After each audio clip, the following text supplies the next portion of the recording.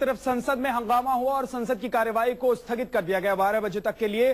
तो दूसरी तरफ एक तस्वीर और आ रही है, हैदराबाद भवन के बाहर की ये तस्वीर है और जो तस्वीर आप देख रहे हैं इसमें सीमांध्र और तेलंगाना के समर्थक हैं जो यहां पर अपनी अपनी मांगों को लेकर हंगामा कर रहे थे और इस बीच दोनों ही समर्थक आपस में भिड़ गए।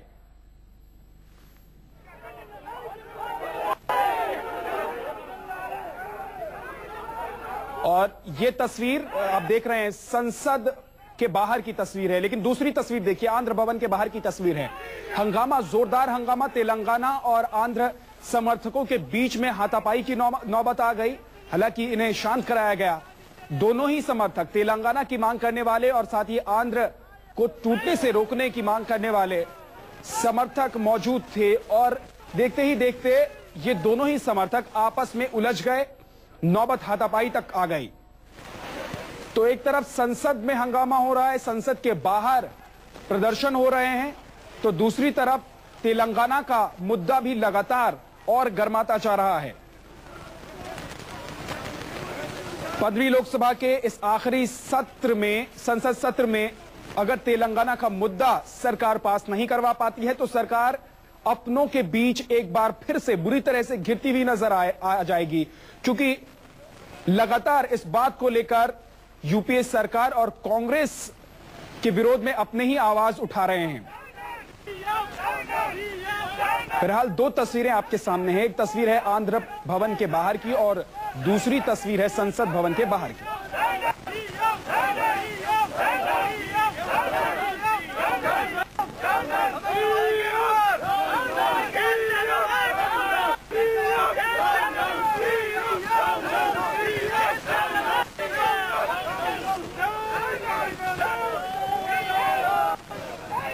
हमारे संवाददाता प्रशांत गुप्ता लगातार हमारे साथ जुड़े हुए हैं। प्रशांत, एक तरफ अंदर संसद भवन के अंदर हंगामा हुआ, बाहर विरोध प्रदर्शन हो रहा है, आंध्र भवन के बाहर प्रदर्शन हो रहा है जिसमें आंध्र और तेलंगाना दोनों समर्थक आपस में भिड़ गए हैं। सरकार के लिए बहुत मुसीबत खड़ी हो सकती है इन तस्वीरों के जरिए।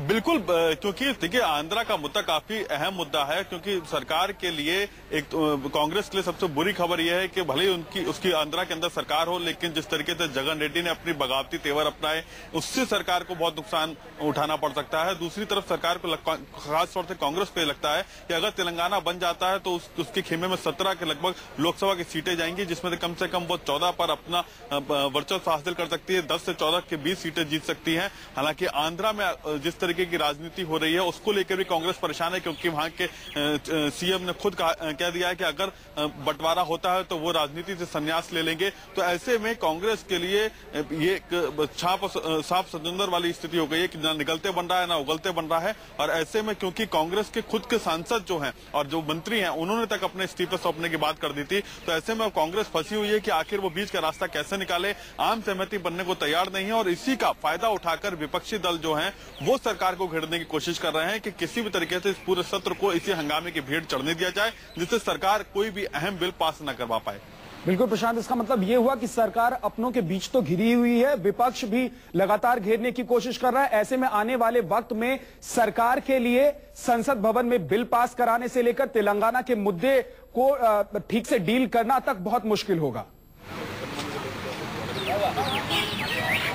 जी बिल्कुल, और देखिए सरकार के लिए सबसे अहम चुनौती है इस समय, क्योंकि 6 एंटी करप्शन बिल पड़े हुए हैं पार्लियामेंट के अंदर। इसके अलावा कम्युनल वायलेंस बिल जो है वो पड़ा हुआ है, एंटी कम्युनल वायलेंस बिल जो है वो पड़ा हुआ है। इसके अलावा महिला विधेयक बिल है। तेलंगाना का इशू है काफी अहम है और सरकार चाहती है कि इनमें से कुछ भी बिल अगर पास करवा दे तो वो अपनी साख को संवार सकती है और जनता के बीच में कुछ फेस लेके वो जा सकती है। लोकपाल का जिस तरीके से उन्होंने कहा फूड सिक्योरिटी बिल पास करवाया, उसको लेकर लगता है सरकार को कि उससे थोड़ी सी छवि इंप्रूव होगी और वो कुछ कहने के जनता के बीच जाने के लायक बन सकेगी। लेकिन तेलंगाना का मुद्दा इतना बड़ा मुद्दा बन चुका है अब उससे सरकार घिर गई है, न केवल विपक्षी दलों से बल्कि वो अपनों से भी घिरी हुई है। और ऐसे में बीच का रास्ता घिरी हुई है और सरकार की मुश्किलें इसलिए प्रशांत और भी ज्यादा बड़ी है आने वाले वक्त में।